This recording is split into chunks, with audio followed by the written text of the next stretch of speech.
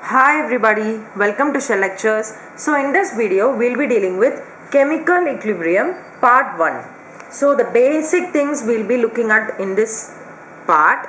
So first of all we must know what a chemical reaction is. So chemical reaction is nothing but the representation of the chemical change which takes place between reactants and products, and we denote the representation, we represent it using symbols. Such kind of things are known as chemical reactions. So the types of chemical reaction on the basis of the physical state, that is whether it is solid, liquid or gas. Based on that there are two kinds of reactions: homogeneous reaction and heterogeneous reaction. Homogeneous reaction, all the reactants and products are in the same phase. As you can see here, this is also a gas, this is also a gas, and this is also a gas. So all the reactants or products are in the same phase. Heterogeneous, two or more phases. Here you can see solid plus gas gives you solid plus gas. So they do not exist in the same phase. That is why they come under heterogeneous reactions.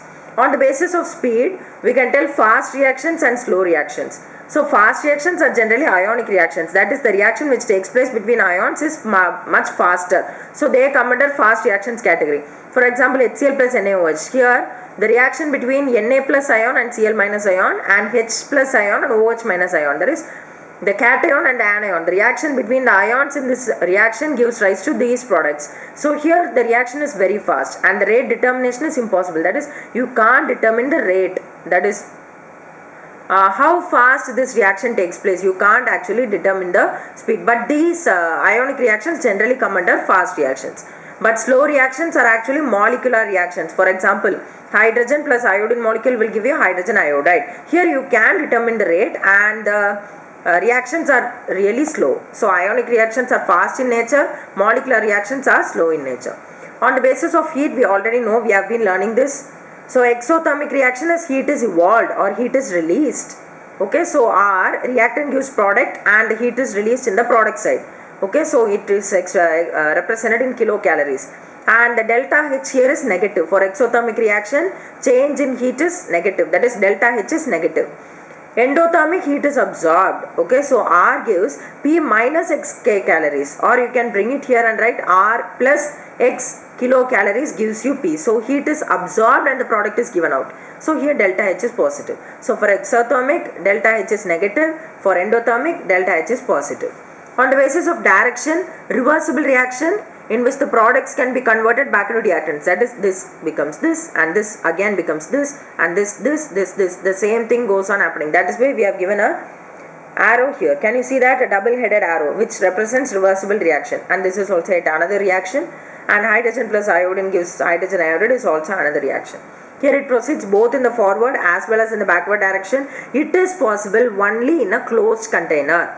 Okay, reversible reactions are possible only in a closed container, and they attain equilibrium, and reactants are never completely converted into products. That is, N2 plus hydrogen will never give you NH3, because as soon as this is formed, immediately this is formed and this is formed. So you won't be getting a thing known as product at all.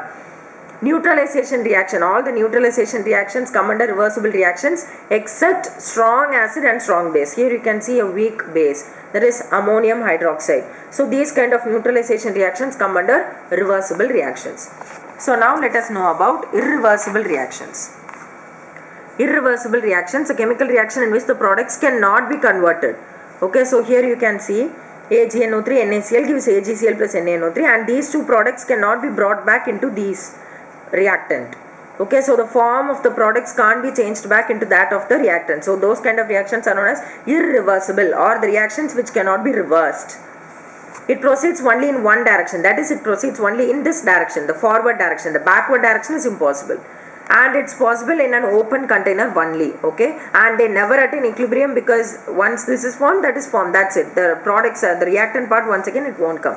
So they never attain equilibrium, and the reactants are completely converted into products. And a very good example is HCl plus NaOH. That is, a strong acid and a strong base must neutralize. So what is neutralization reaction? Neutralization reaction is nothing but a reaction between an acid and a base to give you a salt and water. So neutralization reaction basic formula: acid plus base gives you salt plus water. Okay, and then we have rate of reaction. So what is rate of reaction? The change in concentration of reactants or products in unit time. So you can put it as change in concentration by time taken for the change. That is, in a limited amount of time which you take into consideration, how much amount of reactants have actually got converted into products. That is what is known as rate of reaction. Okay, so also here an important point is given. In a reversible reaction, as we saw here, if the forward reaction happens to be exothermic, then the reverse reaction will be endothermic. Okay, and then if the direction is not at all specified, they have not even spoken about the direction in which the reaction occurs, we can assume that to be forward direction. So now we must know about the equilibrium and the chemical processes. So let us take this equation as an example. A plus B gives you C plus D. So R1, RF and RB. RF is nothing but the rate of forward reaction. You can see here the rate in which this reaction occurs, that is A plus B gives C plus D. That reaction, how much rate, in what rate it occurs, that is represented by RF, and the backward reactions rate is represented by RB. Okay, so the chemical equilibrium, as I told you earlier, is attained only by reversible reactions. Okay, so in a closed vessel, the equilibrium, the chemical equilibrium can be achieved by reversible reactions. So actually what happens initially when the reaction starts, the forward direction takes place. So the reactants get converted into products, and then what happens, the concentration of products goes on increasing. So immediately the backward reaction occurs. So products get converted into reactants.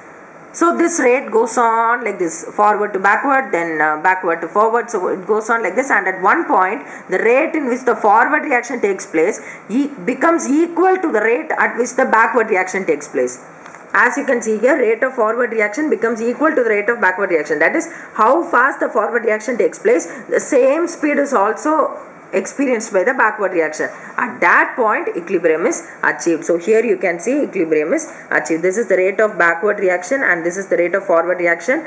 They just go like this and they meet at a point, that is chemical equilibrium. Okay, so the characters we must know here, the concentration of both the reactants and products do not change with time, that is they stay constant, and then the number of moles of substances produced per second in the forward is equal to the number of moles of substances which disappear in the backward. That is how much number of moles are actually produced due to the forward reaction, that is from reactant to product, how many number of moles of substances are produced.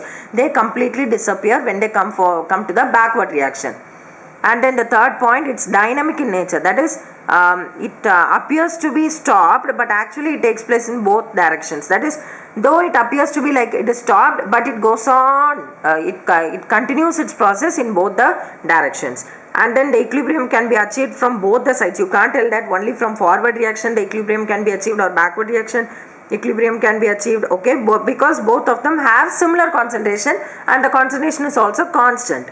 So it doesn't matter from where the reaction starts, anyway equilibrium is going to be achieved.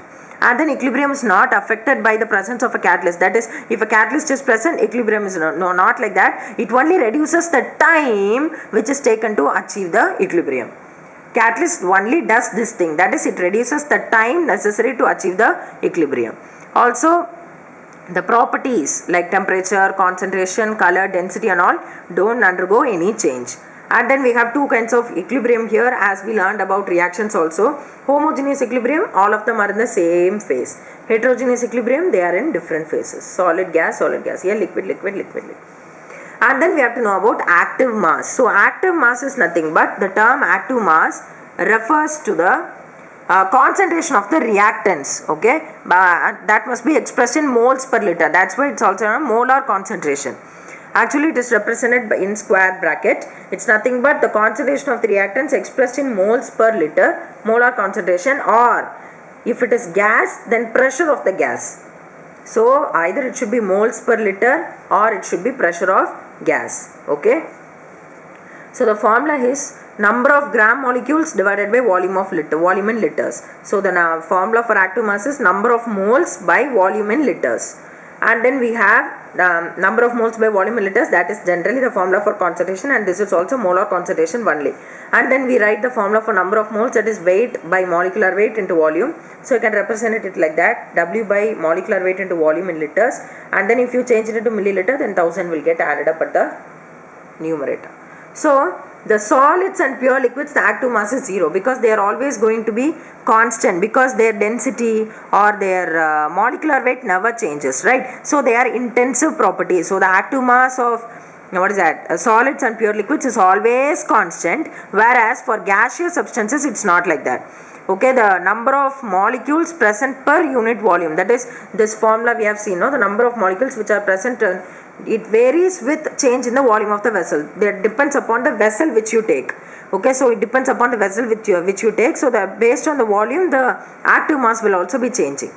Okay, so generally we can write from this formula, they have derived this rho by mv, because density is weight per volume.